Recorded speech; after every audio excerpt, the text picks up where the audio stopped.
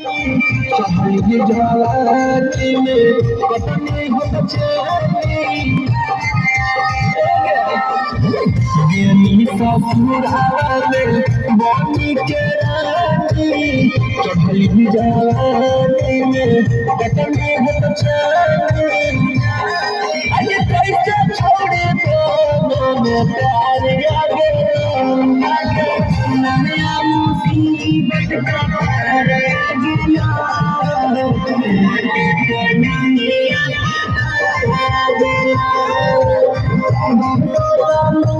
सब बेकार हो गया रात का नाम पर गया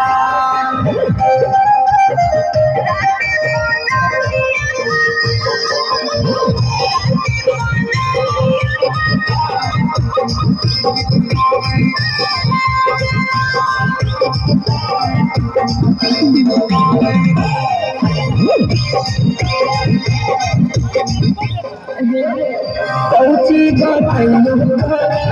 अपन परेशानी मुझे पकड़ा गए हमर जवानी पहुंची गयो अपन परेशानी मुझे पकड़ा गए हमर जवानी रात भर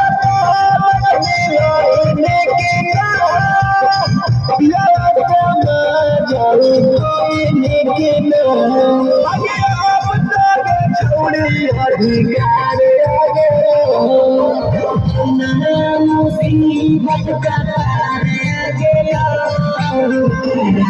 पानिया को पार गया